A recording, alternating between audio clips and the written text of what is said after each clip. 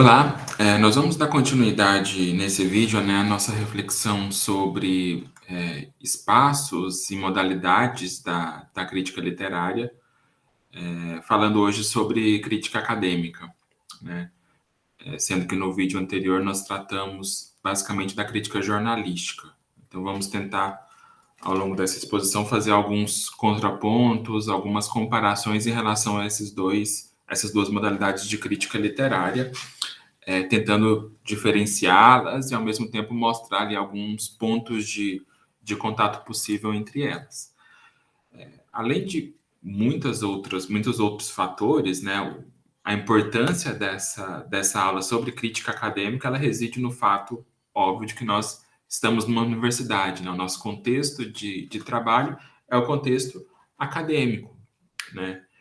Falamos aqui dentro de um curso de letras, logo, a expectativa prioritária da nossa formação é garantir a vocês uma familiaridade e uma capacidade de utilizar, de reconhecer e de utilizar esses princípios, fundamentalmente dessa crítica acadêmica.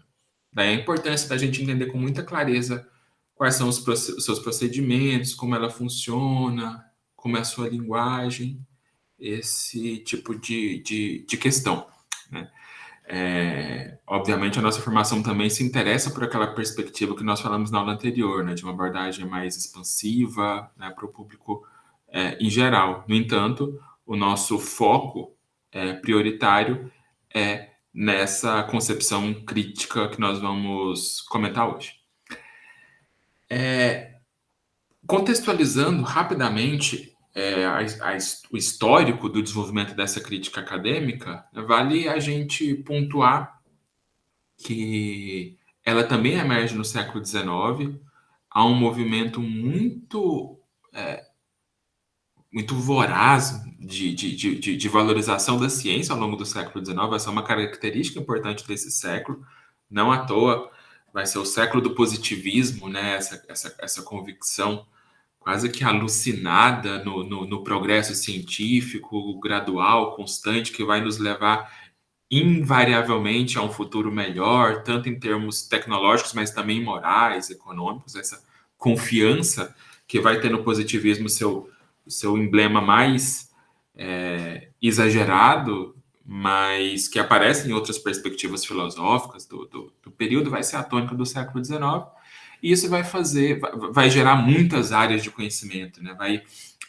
Campos que até então eram campos monumentais de conhecimento vão se especializar, vão se afunilar, e toda a área de conhecimento, para se afirmar, para ter prestígio, para ter financiamento, vai, de algum modo, nesse contexto, procurar uma roupagem científica para se afirmar, enfim. Então, ali nessa virada do século XIX, né, meados do século XIX para o século XX, que nós vamos ver emergir diversas áreas modernas da ciência, desde a sociologia até a linguística, passando também pelos estudos literários.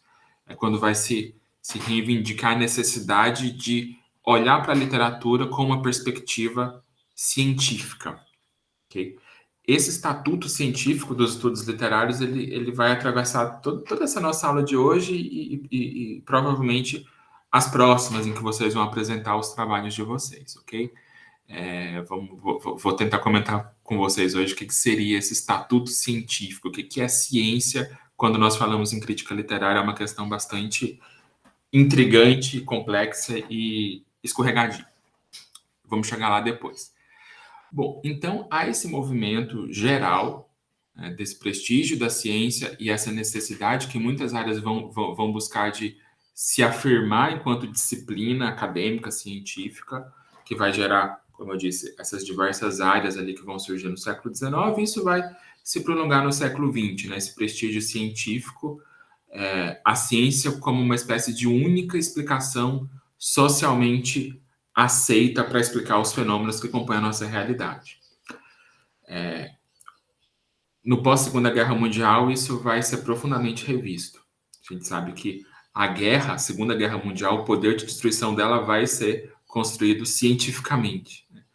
Já na Primeira Guerra Mundial, isso já estava dado, ainda que de maneira menos impactante. Santos Dumont, né?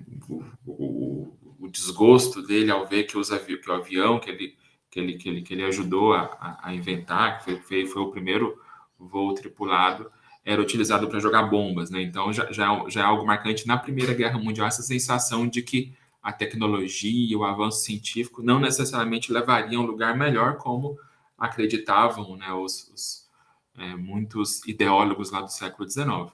Mas é na Segunda Guerra Mundial, portanto, ali entre 39 e 45, e no contexto pós-guerra, que vai ficar muito forte essa questão do perigo da ciência. O avanço científico não só não nos leva necessariamente a um mundo melhor, como ele pode ser utilizado para destruição. E aí a Segunda Guerra Mundial termina com o lançamento das bombas atômicas em Hiroshima e Nagasaki. A bomba atômica era um primor de ciência, né? As maiores mentes do século trabalhando no projeto Manhattan, que envolvia o olhar mais sofisticado que a humanidade havia concebido sobre a vida, sobre o átomo, né? E isso resultou numa arma capaz de destruir o mundo. E aí toda a tensão nuclear que vai marcar a Guerra Fria ajuda a demarcar uma desconfiança, uma visão menos ingênua, menos celebratória da ciência, ok? Mas isso a gente já está no outro momento. A afirmação, então, vai ser entre o século XIX e em primeira metade do século XX. Daí, então, vai surgir nessa esteira de várias ramificações, várias especializações dentro das ciências, vai surgir a nossa crítica acadêmica. O que ela tem como traços característicos, né? Ela é produzida por especialistas em literatura, diferente da crítica de jornal, que era feita por intelectuais de qualquer formação que tinham uma cultura literária sólida, que se colocavam nessa posição de leitores privilegiados do texto literário. A crítica acadêmica ela pressupõe uma formação, okay? E essa formação é uma formação muito específica, a formação na literatura, no que ela tem de literário. Ou seja, uma formação voltada para a linguagem literária. Uma das tônicas que nós vamos ver nos autores ligados ao formalismo russo, por exemplo, que vai surgir ali no começo do século XX, é a de que até então se pensava literatura, mas numa perspectiva do historiador, do psicólogo, do filósofo, etc. E o historiador, quando ia falar de literatura, falava mal porque era historiador, o psicólogo falava mal porque era psicólogo, o filósofo idem. Então, a reivindicação nesse contexto é de que a crítica literária seja feita por quem se forme, que tenha um conhecimento para a literatura na sua singularidade enquanto forma, enquanto organização linguística particular. E esse conhecimento levaria a um avanço da própria área calcado numa visão científica. Uma ciência da literatura, nos termos fortes que isso significa. Para vocês ampliarem essa visão histórica, que eu passei aqui muito rapidamente, eu sugiro muito os trabalhos do professor Roberto Acísalo de Souza, ele é professor da UERJ, e tem uma pesquisa vastíssima sobre a história da crítica literária, né? Esses momentos fundamentais, os influxos entre as diversas modalidades de crítica, e ele tem livros sobre isso, tem antologia sobre isso, artigos, e também muitas palestras que estão disponíveis no YouTube, né? Sobretudo as mais recentes, assim, já nesse período de pandemia, elas estão aí a acesso de um clique, e ele é muito detalhado nesse mapeamento histórico da questão, né? Então ele traz autores muito importantes, traz polêmicas que são muito ricas para a gente pensar nesse movimento. Aqui no Brasil, conforme vocês já leram no texto do Silviano Santiago, para a aula anterior, nós temos o nome de um intelectual que vai ser decisivo nesse fortalecimento da crítica acadêmica no nosso país, que é o Afrânio Coutinho. Afrânio Coutinho ele vai passar um tempo nos Estados Unidos, vai entrar em contato com algumas ideias do New Criticism norte-americano, que nós também vamos ver aqui no nosso curso. Vai trazer essas ideias para cá para criar uma coisa.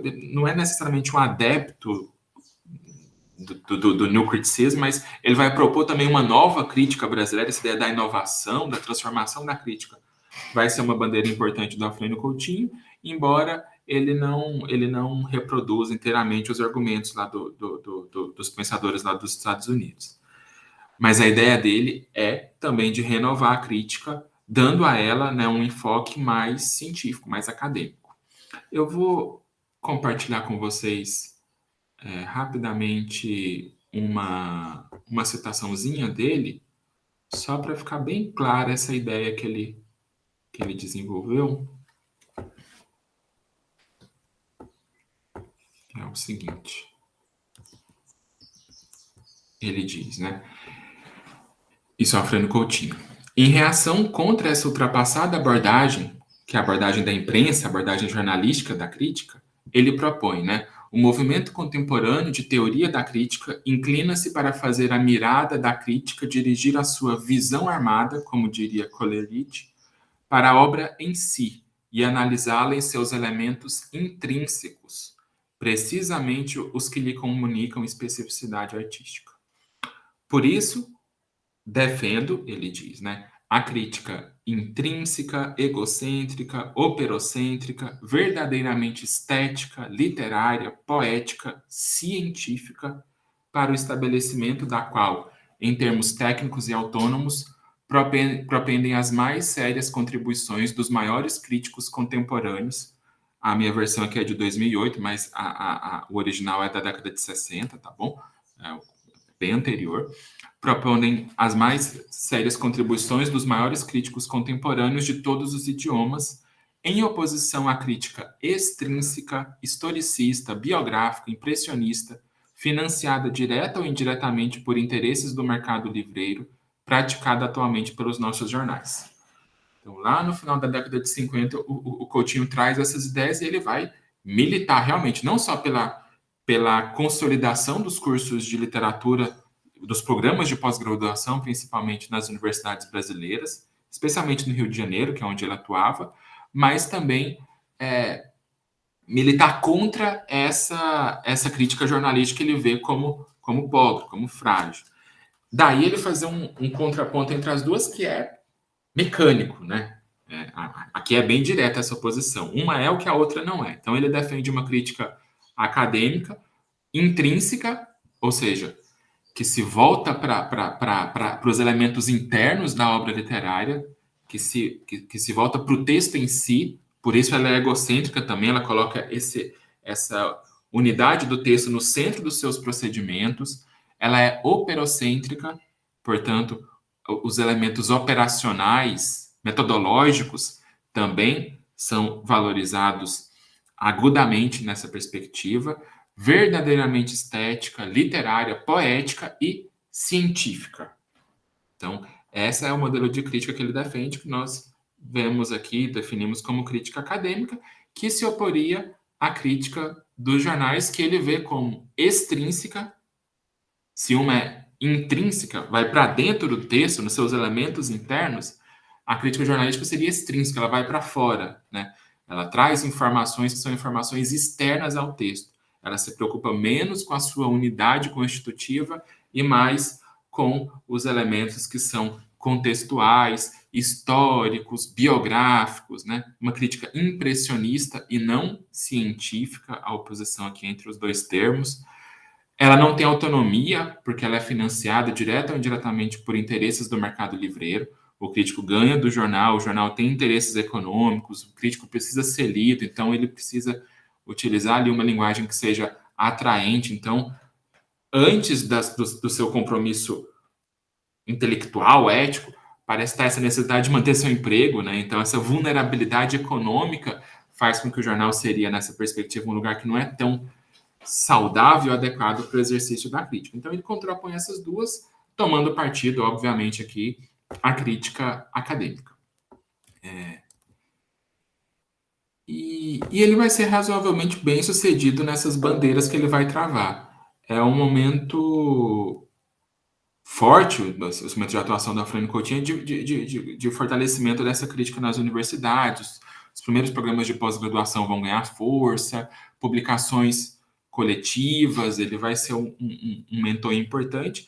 Vai ficar hoje, né, hoje o fato, ele é mais conhecido por conta dessa sua atuação, né, provocativa, do que pelos resultados diretos de sua pesquisa, né? Ele tem também textos de projetos de leitura da história do Brasil, várias coisas que são ainda importantes, mas é menos lembrado do que por essa sua cruzada contra os críticos de jornal.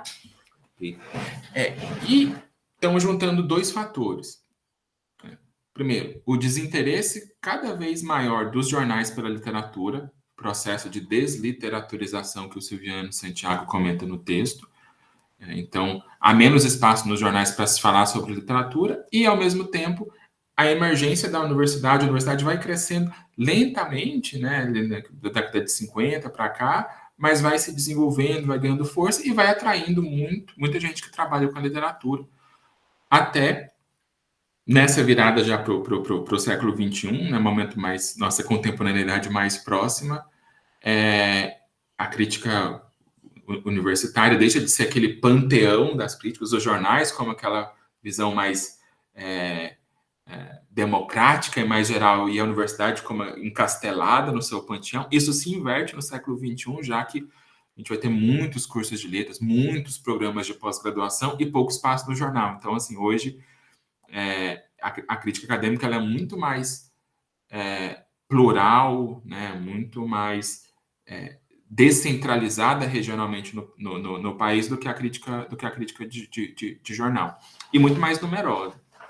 Assim, a gente tem muito mais publicações hoje de artigos, TCCs, monografias, dissertação, tese, do que publicação de crítica em jornais. E aí entra também a crise do próprio jornal impresso, o surgimento da internet, série de fenômenos aí contemporâneos que a gente precisaria ver um de cada vez. Mas então o quadro que nós temos é esse, né? Essa emergência de uma crítica acadêmica como uma marca do nosso tempo. Processo ainda em marcha, mas já muito bem consolidado a nossa volta aí. E essa crítica acadêmica, né, além dessa dicotomia fácil que o Afrânio Coutinho faz, né, é quase que maniqueísta, né? A crítica acadêmica tem tudo que é bom e a crítica jornalística tudo que é ruim. Mas, para além dessa dicotomia simplificadora, quais seriam as marcas dessa crítica acadêmica que a gente merece, que a gente precisa destacar? Primeiro, é essa sua condição de crítica ligada à produção de novos conhecimentos.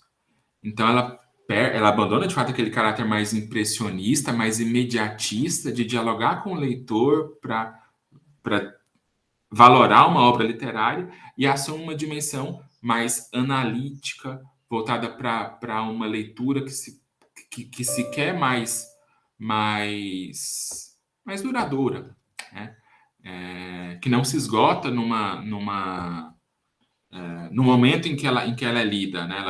Ela busca essa visão mais amadurecida, mais refletida para chegar às suas conclusões, e para chegar aí, ela precisa de uma organização própria, e ela vai ter essa organização na universidade. Tempo, imagina, falei para vocês semana passada, o crítico de jornal era aquele que recebia o livro, precisava escrever a resenha para sair no dia da coluna dele, tinha pouco tempo para ler, para escrever ali as suas impressões de leitura. No caso dessa crítica acadêmica, o tempo ele é fundamental.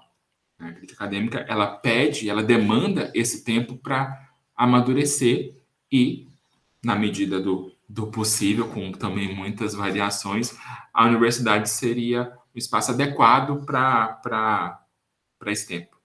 Né?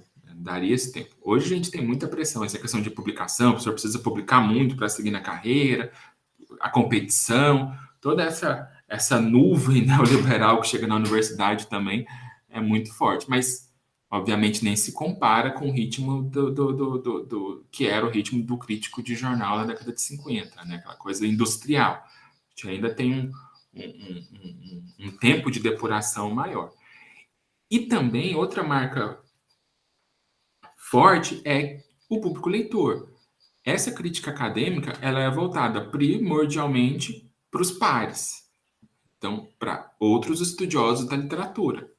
Ela não é uma crítica expansiva, não é uma crítica que se volta para todo leitor interessado na literatura. Não. Todo leitor interessado na literatura que domina certos conhecimentos básicos, conceituais, metodológicos, para poder acompanhar a leitura desse texto. Então, a crítica acadêmica ela não é de divulgação científica, ela não é uma crítica para formar novos leitores, ela é um diálogo denso, técnico, entre estudiosos. Não necessariamente entre especialistas, mas entre estudiosos. Ok? Então, isso configura muito da sua linguagem, né? Uma linguagem mais especializada. Utiliza uma nomenclatura, que é uma nomenclatura também própria de um campo de conhecimento, né? No qual o autor está inserido e espera-se que o leitor também, pressupõe-se que o leitor também domine. É uma crítica voltada para a análise, mais do que para o juízo de valor, como é na crítica jornalística. A jornalística ela vive em função do é bom ou é ruim, isso é crucial para ela. A crítica acadêmica ela tende muitas vezes até a obliterar essa questão de atribuir valor em prol da análise. Então, interessa analisar, dissecar, e de algum modo, analisando profundamente, a questão do valor vai aparecer quase que naturalmente. Mas não é a ideia de defender gostei ou não gostei, né? É um processo mais específico dessa crítica. As perguntas que ela faz para o texto são outras, e as respostas a qual ela vai chegar também se diferem muito. É uma crítica, via de regra, mais extensa. Ela não está constringida ali no espaço do jornal, né?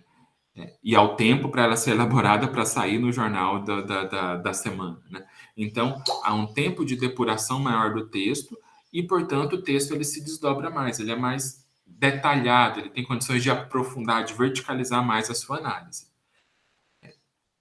Daí, se o gênero mais comum, mais familiar da crítica de jornal é a resenha, que é um gênero discursivo breve, no caso da crítica acadêmica, nós vamos ter gêneros discursivos que são marcados por uma extensão maior. Por exemplo, o artigo, que ainda é um gênero, ainda é um texto breve, um artigo não é um texto tão longo, mas maior do que a resenha, né? E outros ainda mais extensos, como a tese, dissertação, monografia, né? São todas modalidades de fôlego, em que essa análise vai se desdobrar em capítulos, em movimentos internos mais detidos em relação ao texto. Então, essa é uma outra diferença crucial, ok? Então, em relação ao público leitor, a gente vai ver diferença, em relação à formação do crítico, a gente vê diferenças, em relação à linguagem também vê diferença, a construção metodológica também vai se diferir muito nessas duas modalidades, e a gente poderia, de algum modo, sintetizar essas diferenças, trazendo à tona aquela questão difícil que eu comentei no início. A crítica acadêmica é uma crítica científica. Okay? E qual que é o problema, né? Assim, qual concepção de ciência nós utilizamos para caracterizar a crítica acadêmica como científica? Essa não é uma questão pacífica. Mais para frente, quando nós formos tratar de cada corrente crítica que eu selecionei para o nosso curso, nós vamos ver como cada uma delas lida de modo muito diferente com essa expectativa, com essa perspectiva de ciência que está aqui no centro da crítica acadêmica. A gente vai ter desde perspectivas altamente científicas, cientificizantes, melhor dizendo, que vão dizer, olha, nosso trabalho é um trabalho científico, nossa abordagem é uma abordagem científica, vai inclusive buscar formas de argumentação e de análise das ciências exatas e biológicas. O estruturalismo, por exemplo, a crítica literária estruturalista ela é muito marcada pelo uso de gráficos, de tabelas, de estatísticas para analisar o seu objeto, fórmulas, né? A gente vai ver isso no nosso curso. Então, ali, a ideia de se afirmar categoricamente enquanto ciência da literatura e evocando, sobretudo, um padrão, um patamar de ciência que é o das ciências exatas e biológicas. Outras correntes de pensamento vão dizer, vão acreditar, vão defender que a crítica não precisa, não deve se curvar a essa perspectiva científica, dessa maneira, né, de que a crítica acadêmica, por mais que ela busque uma análise mais profunda do fenômeno literário, ela não pode abrir mão, por exemplo, da sensibilidade, da intuição do leitor, né? O crítico precisa ter uma boa intuição, bom farejar as questões que são mais pertinentes no texto, e para construir uma boa crítica, ele precisa menos dessa argumentação sólida, dura das ciências, e mais um traquejo com a linguagem, né? Inclusive, essas visões chamam a atenção para o modo como a crítica está mais próxima da literatura do que dessa ciência, do que das ciências duras, né? Então, a crítica ela precisaria, nessa chave, incorporar ali traços que são, inclusive, traços da linguagem literária, para ela comunicar melhor, para ela expressar melhor e tateando questões ali que são questões mais ricas do texto. Então, assim, essas duas visões existem ao lado de outras, não são duas, né? Inclusive aquelas que dizem não tô nem aí, isso é ciência. Muitos colegas eu já ouvi, mas eu digo, não, a gente faz o nosso trabalho, analisa, se isso é ciência, que tipo de ciência é uma questão secundária e nem tão preocupado com isso. Então, são modos diferentes de se observar para isso. O que é importante, até para a gente pensar como cada uma dessas visões se relacionam com relações de poder dentro do campo intelectual no nosso país e no mundo, a gente precisa dominar isso bem, né, para entender como isso se articula em termos de disputas, em termos de modus operandi da nossa comunidade leitora e acadêmica. Né? E nesse caso, é óbvio, né,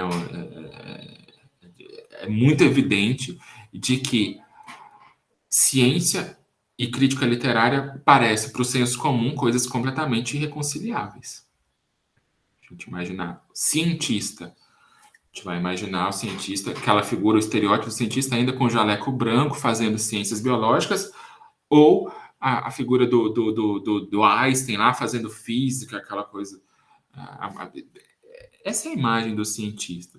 A gente imaginar alguém lendo um livro, escrevendo sobre ele, compartilhando a sua visão sobre uma determinada obra, pouca gente pensaria, afirmaria na nossa sociedade ocidental que isso é fazer ciência. Então, socialmente, esse estatuto científico da crítica literária, ele também é visto com desconfiança. Aí eu peço licença para compartilhar um caso pessoal. Eu me lembro assim, muito bem a primeira vez, assim que eu consegui uma bolsa de iniciação científica, começo da graduação, segundo ano da graduação, eu todo feliz e fui contar para o meu pai, né, que eu estava morando em São Paulo, falar que eu não precisava mais da ajuda dele, que com a bolsa eu ia conseguir me manter. Eu falei, consegui uma bolsa de iniciação científica. E a primeira questão que meu pai falou, nossa, mas você não faz, né, letras, né? O que aconteceu para iniciação científica? O que tem a ver uma coisa com a outra? E aí eu fui explicar, não, eu vou fazer iniciação científica, vou estudar um poeta do Chile, Pablo Neruda, ficar um tempo estudando, pesquisando a obra dele, vou escrever um trabalho sobre, e não fazia sentido nenhum para ele imaginar que aquilo que eu estava fazendo era ciência. E aí a gente tem aqui uma questão de status, mas que implica uma série de outros fatores mais básicos, como, né, por exemplo, imaginar, né, o dinheiro, o rico dinheiro do nosso contribuinte está sendo utilizado para financiar a gente estudando poesia, né? Como a nossa sociedade vê com desconfiança isso, como investimento científico nas humanidades em geral e na crítica literária em particular, como ele é visto de modo pejorativo até pela nossa cultura contemporânea, não apenas contemporânea. Okay? Então,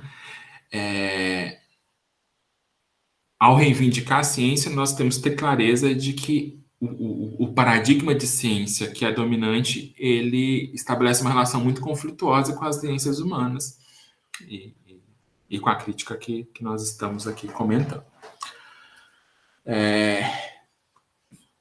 Pois Pois bem, para além dessas polêmicas e disputas, o que que eu quero dizer assim, o que que é quase que consensual quando eu falo que a crítica acadêmica ela é científica? Olha, primeiro, porque ela se pauta por uma visão lógica, racional do fenômeno literário.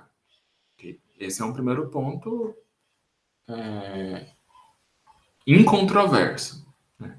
Quero dizer, se alguém me diz, né, você gosta de Hamlet? Gosto. Por quê? Porque eu gosto e pronto, acabou. Isso não é crítica. De nenhuma modalidade, né? Mas se o sujeito diz, eu gosto de Hamlet porque eu perdi o meu pai quando eu era adolescente, então sempre que eu leio eu me emociono muito porque eu lembro do meu pai. Essa é uma razão extremamente lícita e plausível para alguém gostar de uma obra literária, se identificar com ela, sem dúvida nenhuma. No entanto, essa não é um argumento científico para justificar a qualidade da obra. Né? É um argumento subjetivo, pessoal, e não objetivo, científico. Okay? Então, certamente, quando nós falamos de crítica acadêmica, nós estamos pensando numa racionalidade. Argumentos sólidos, que utiliza critérios, que são critérios objetivos, para se avaliar um determinado fenômeno a partir de uma experiência de uma determinada comunidade leitora. Okay? Não é redutível a um sujeito. São aspectos que têm uma abrangência maior, que é feito numa linguagem que também se pauta pela clareza, pela objetividade, pela luminosidade, pelo rigor. São princípios caros. E que busca uma autonomia em relação a outros modos de conhecimento, como o religioso, como a experiência pessoal. A crítica acadêmica ela é científica porque ela não embarca acriticamente nas respostas de outras formas de produzir conhecimento, né? Religiosa, ideológica, né? Ela pode ser atravessada por impasses dessas áreas do conhecimento, mas ela luta contra esses pressupostos. Né? Às vezes perde, mas ela luta contra esses hábitos que vêm de outros domínios da vida. O argumento ele é racional, lógico, objetivo, pautado pela análise clara, bem embasada, fundamentada. E essa crítica, né, isso também é uma marca da ciência. O que a ciência faz? Ela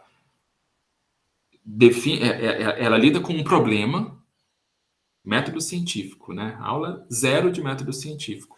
Um problema, uma questão que nós buscamos uma resposta. Para responder, nós vamos buscar hipóteses, vamos realizar testes, experimentos para testar as nossas hipóteses e chegar a uma conclusão em relação às hipóteses que nós temos para explicar aquele fenômeno. A crítica literária se pauta por esse método científico, sem dúvida nenhuma. Okay? Ela parte de uma questão sobre um determinado objeto, o objeto é a literatura, são obras literárias. Ela busca elaborar hipóteses para explicar esse fenômeno, né, hipóteses de leitura. Ela vai ser testada, seja testada na comparação com outros argumentos que o autor traz para confrontar com o seu, seja sendo publicada e sendo lida e discutida por outros pesquisadores. Então, pode dizer, isso aí é besteira e escreve para contra-argumentar. Então, isso é um teste da hipótese, né, quando ela vem à luz para ser debatida por outros especialistas que podem endossar ou refutar as hipóteses que estão dadas ali e se chega a uma conclusão. É uma conclusão que é lógica, pautada na argumentação prévia e nos resultados desse teste. Então, assim, é esse percurso metodológico básico, elementar, que define, fora de qualquer controvérsia, o estatuto científico da crítica acadêmica. Agora, como esse estatuto vai se relacionar com o estatuto das ciências exatas, biológicas, em que medida essas conclusões elas são mais plurais do que nas ciências exatas, que aceita um resultado aceitável por cada vez, né? O resultado de uma época pode ser contestado pela próxima geração e superado, mas em um momento existe uma resposta que é tida como a mais razoável, a mais verdadeira pela comunidade acadêmica da área. No caso das ciências humanas, não. A gente sempre vai ter várias respostas coexistindo no mesmo momento ali com certo equilíbrio, dependendo de uma determinada perspectiva, de um determinado grupo que vai defender uma em oposição à outra, mas não há meios definitivos de dizer, ó, para essa está certa, essa tem que estar errada. Né? Então, isso é uma característica das ciências humanas, né? E, portanto, dos estudos literários também. Então, é isso que vale a pena e que a gente precisa ter clareza quando nós falamos em um estatuto científico dos estudos literários que seria representado principalmente pela crítica acadêmica. Bom, deixa eu compartilhar com vocês rapidamente também é um quadro para sintetizar, né, essas diferenças que eu expus aqui para vocês.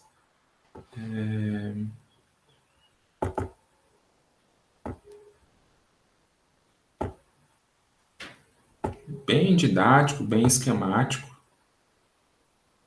E aí, na sequência, analisando o texto do Wagner Camilo, a gente vai ver que nem sempre é tão esquemático, assim, é tão engessado esses dois polos, né? Eles se comunicam bastante. Mas, para efeitos didáticos, a gente teria o seguinte quadro.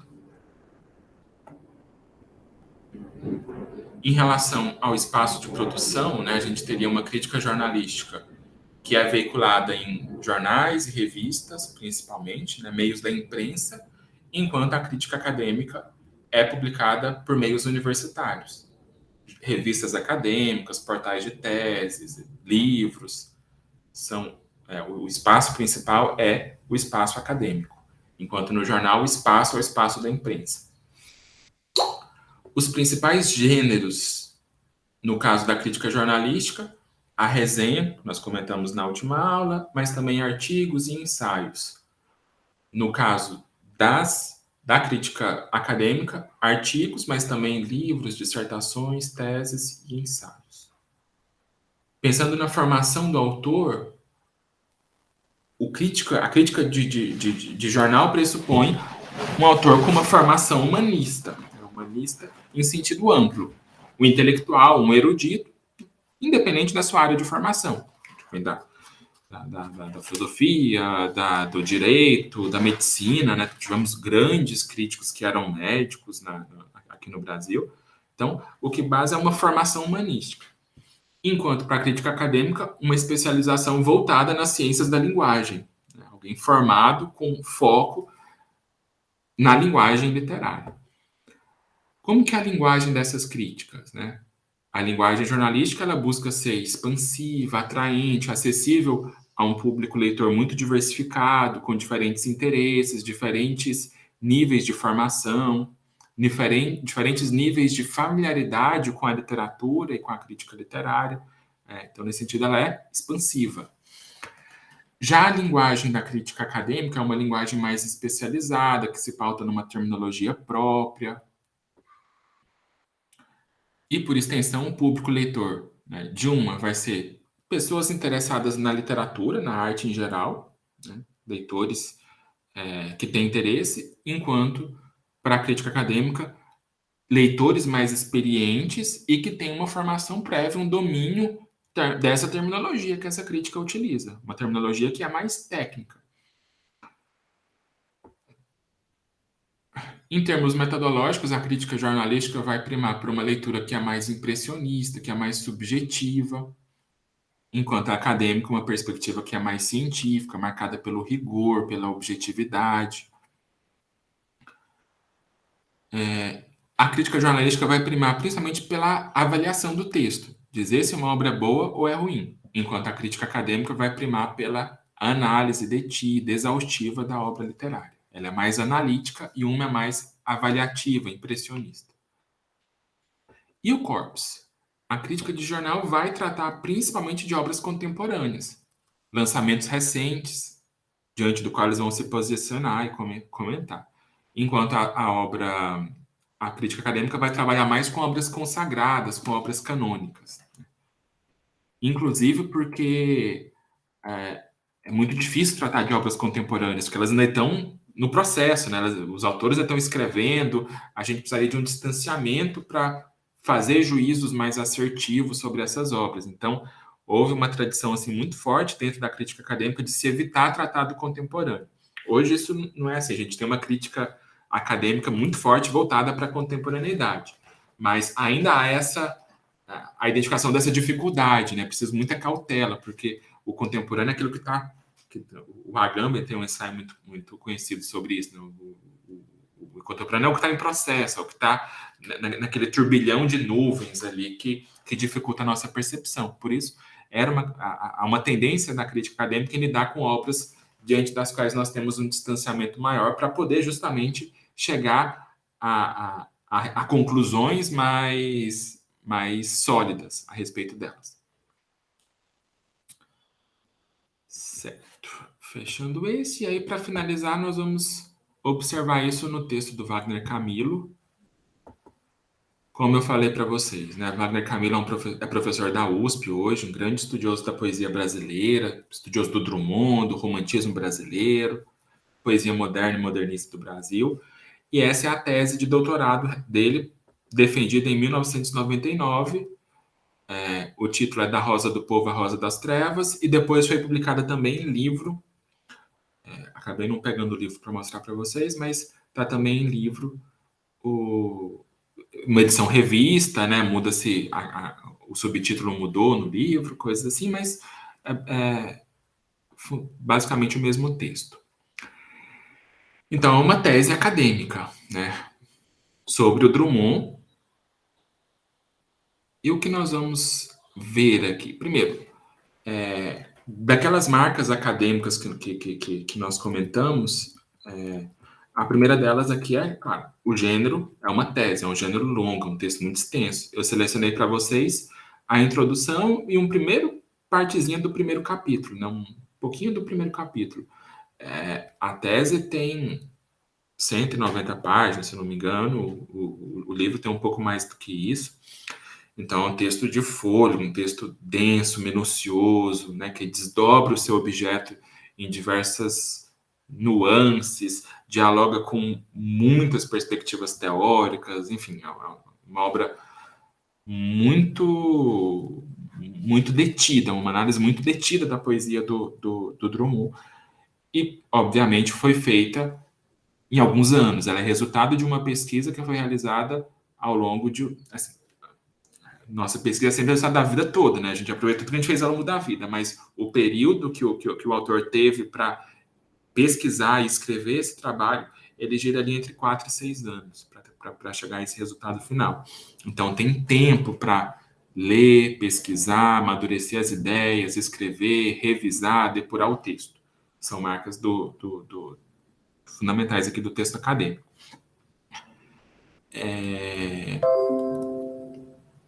Em relação à linguagem científica, quero mostrar para vocês como aqui nesse primeiro capítulo, que é um capítulo introdutório, fica bem claro etapas que são etapas basilares do método científico. Assim, a argumentação aqui ela adquire essa roupagem científica por uma série de questões. Desde a consideração metodológica, então ele começa dizendo: na introdução à poesia poética de Carlos Drummond de Andrade, John Gladstone notava uma tendência cada vez mais frequente na recepção crítica do poeta itabirano de se desistir da interpretação global da poesia, já tentada principalmente por Santana e Melchior, e uma volta ao estudo parcial, a palavra de Silviano Santiago e o seu livro um exemplo excelente desse tipo de estudo. Além de Santiago, lembra ainda o estudo de Una Simon, também parcial, por se ater a um livro em particular. Ele começa o trabalho com uma consideração metodológica, já justificando que, nessa tese, ele não vai propor um estudo da poesia do Drummond, toda a obra do Drummond, mas ele vai, seguindo outros autores, propor um recorte, que é ler não a poesia do Drummond, mas uma etapa, um momento dessa poesia, a partir do qual ele possa fazer considerações mais complexas, mais profundas em relação a elas. Então, a gente tem aqui a apresentação de um recorte que é justificado a partir de outros estudos do Drummond. É uma natureza, assim, é uma característica, melhor dizendo, acadêmica também, esse diálogo constante que ele faz com outras obras. Então, fica bem claro que para pesquisar o seu tema, ele estudou, ele leu, reuniu, procurou e trabalhou com muitas obras que foram publicadas sobre o Drummond. Então, ele vai dialogando. Aquela coisa. O estado da arte, né? Então, assim, vou trabalhar com o tema, a primeira coisa é ver o que já pensaram sobre esse tema para ver quais respostas nós já temos, já estão apresentadas e, em relação a elas, o autor poder avançar, trazer novos resultados, avançar o conhecimento. Então, é uma marca aqui muito importante que o Camilo faz aqui, esse diálogo com o que já foi produzido antes. Ele justifica a sua pesquisa. Aqui, né? Sempre dialéticas que unem pessimismo e formalismo de claro enigma a certas especificidades do contexto político e estético dos anos 40 e 50, seja da incompreensão frente à reapropriação drummondiana do legado clássico que nada tem de regressivo ou restaurador, como se costuma supor.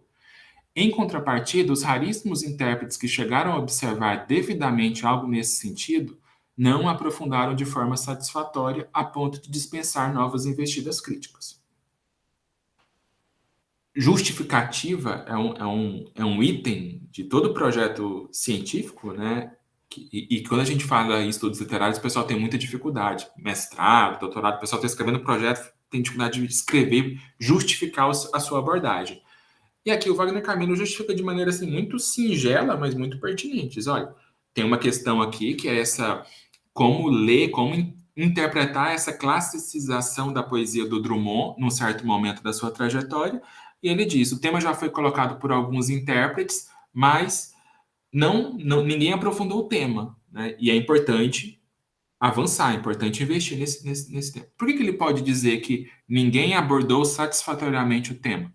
Porque ele pesquisou, porque ele leu, porque ele fez um levantamento exaustivo do que veio antes. Então, ele pode justificar o trabalho dizendo, né? Não encontrei nada. Na minha pesquisa, não encontrei nenhuma abordagem que dê conta do que eu estou tratando de maneira suficiente e proponho avançar. E aí ele vai apresentar objetivos, né? Em virtude disso, a presente abordagem tem por objetivo retomar tais articulações, examiná-las mais detidamente, elegendo, para tanto, duas balizas históricas que parecem atuar de forma mais decisiva nessa viragem poética. Olha como as coisas estão concatenadas. Ele fala do objetivo do trabalho, retomar as articulações entre pessimismo e formalismo e claro enigma, e já propondo a sua hipótese, né? Essas duas balizas históricas parecem atuar de forma mais decisiva nessa viragem poética. Essa é a hipótese de trabalho que ele vai desenvolver, retomar, apresentar, até chegar na sua tese, que é a frustração do projeto lírico participante dos anos 40 e o pessimismo social dominante na obra são vistos como decorrência do radicalismo ideológico do Partido Comunista da União Soviética no pós-guerra, que levaria à imposição do realismo socialista como padrão artístico a ser seguido à risca, de acordo com a orientação idenovista proveniente da matriz soviética. Então, essa é a tese que ele vai desenvolver ao longo desse trabalho. Observem, né? Como o método científico funciona. Apresentar problematizar o seu tema, definir um recorte, apresentar hipóteses, justificar a sua abordagem, trazer os seus os objetivos da pesquisa, configurar uma tese, tá? Então é bem claro aqui, comparando com as resenhas que nós tratamos na semana passada, a diferença aqui é muito grande, né? Assim, nas resenhas não há o objetivo da resenha, o método de trabalho, tudo isso não aparece. É um texto muito mais direto, né, com o leitor, até pela extensão, pelo formato, pelo lugar que é publicado, pelo leitor que busca por tudo isso, né? São textos diferentes, com propósitos muito diferentes. E nós vamos ver em relação à linguagem, que é aqui uma linguagem, muitos termos, né, que não são termos de uso corrente. Neoclassicismo, formalismo, idanovismo, esses termos aqui, o leitor precisa estar ele não explica cada um desses termos, ele utiliza uma linguagem que é uma linguagem acadêmica, né? Uma linguagem objetiva. Então, pressupõe-se que o leitor vá conseguir acompanhar essa leitura e, se não souber alguma coisa, vai pesquisar, mas você consegue ler a partir dessa linguagem, que é uma linguagem, como eu disse, uma linguagem mais técnica. Bem?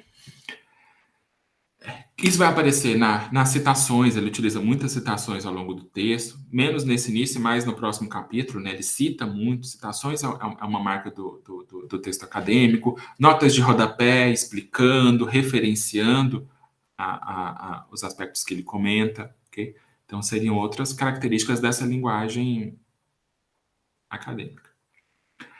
Mas a gente vai ver aqui também alguns traços que não são condizentes com o que a gente espera de uma crítica acadêmica, né? Que dão uma aliviada, que tiram um certo aquele peso daquela visão assim, mais engessada do texto acadêmico.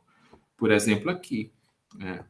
O capítulo se chama Fortuna e Infortúnio Críticos. Ele faz um jogo de palavras aqui, a gente tem uma construção que é espirituosa, né? Fortuna crítica é um termo importante da crítica, né? Fortuna crítica é tudo aquilo que já foi escrito sobre um determinado autor.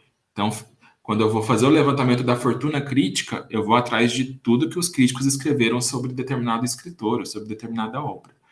Então, ele faz um jogo entre fortuna crítica e infortúnio. Na verdade, a fortuna traria esse infortúnio em si, né? Essa dificuldade, algo que traz também problema. Então, isso é um jogo de palavras ali, furtivo, né? Uma piscadinha para o leitor, que não é própria da linguagem acadêmica, mas que é muito comum na linguagem jornalística. É um traço de diálogo com o leitor aqui que marca essa ideia de que crítica acadêmica, crítica jornalística não são dois universos incomunicáveis, à parte, cada um no seu canto, no diálogo. Muita crítica acadêmica explora marcas, linguagens, recursos que são da crítica mais próprios da crítica jornalística e vice-versa. Uma das resenhas que a gente comentou, ela faz uma citação do Sartre, né? Traz um conceito teórico do Sartre para discutir e não deixa de ser resenha, não deixa de ser crítica jornalística por conta disso. Mas é uma marca de hibridismo, né? Não é o fundamental que se espera dela. Então, aqui ele vai fazer uma análise bem sistemática do que já foi apresentado sobre o Drummond. Outro traço, né? Quando ele utiliza aqui, né? O próprio Melchior reconhece ter compartilhado um dia os equívocos dessa visão que ora condena e que partem da velha dissociação, hoje crime inafiançável, entre conteúdo e forma. O que eu assinalei aqui? Hoje crime inafiançável é uma metáfora. Então aqui ele também rompe com aquela visão assim, muito técnica, muito grave do texto acadêmico para dar mais leveza. Né? Então, assim, é óbvio que não é literal, óbvio que eu não estou falando que é crime, que tem que prender o crítico que disse aquela coisa. Mas a ideia de que hoje confundir ou misturar forma e conteúdo seria um crime inafiançável, né? Seria algo inaceitável, né? Quando você pega forma e conteúdo como unidades estanques. Enfim. Então, seria uma outra marca que está num texto acadêmico, mas que não é característica de um texto acadêmico tradicional. Aqui também uma outra marca, né? Antes, porém, de me ocupar delas, gostaria de lembrar um comentário de Mário Faustino em sua coluna. Gostaria de me ocupar. Então, o autor da tese, ele adota a primeira pessoa do singular, que é a primeira pessoa do subjetiva, subjetivadora, né? Não é aquela terceira, não é a primeira pessoa do plural, aquele nós impessoal. Ele adota o eu para falar. Isso também não é muito comum em crítica acadêmica. É uma crítica que busca mais objetividade e distanciamento, mas o autor julga importante marcar essa posição enquanto eu para desenvolver a sua argumentação, sem perder de vista o rigor, a densidade da análise, todos esses aspectos, mas é uma marca que também aponta mais para a crítica de jornal do que para a crítica acadêmica mais tradicional. Okay? Eu vou já parar por aqui, para não alongar muito também, mas a ideia é essa, a gente vê essas diferenças, mas fechar com o texto do Wagner Camilo mostrando como uma obra acadêmica, né, uma tese de doutorado com todas as marcas aqui, olha as citações, olha a, a minúcia da análise, o vocabulário, as notas, enfim, todos os recursos argumentativos e metodológicos que são característicos de uma crítica acadêmica, mas dialoga, incorpora também marcas que não são, né, próprias dela. Então, a gente vê aqui uma perspectiva de crítica acadêmica que não é tão engessada naqueles princípios científicos lá, pautados nas ciências exatas, mas que traz uma visão é, mais fluida para a argumentação. Né? Então, é um texto bom de ler, o texto do Wagner Camelo, é um texto, como eu disse, muito denso, muito rigoroso, mas é de uma leitura agradável para quem tem familiaridade com a obra que ele está analisando, com os recursos teóricos que ele mobiliza. Okay? Então é isso. Separar, diferenciar, particularizar essas duas modalidades de crítica, mas não de maneira irreconciliável e taxativa, já que elas se comunicam, se articulam e quando nós falarmos nas próximas aulas de uma terceira, que seria essa crítica na internet, né? Existe uma crítica na internet ou não? É só crítica acadêmica ou crítica jornalística publicada na internet. Tem uma modalidade própria, que seria essa crítica da internet, a gente retoma essas diferenças para observar como elas se relacionam, como elas se complementam, como elas dialogam entre si. Ok? Então, finalizamos por aqui. Obrigado e até a próxima.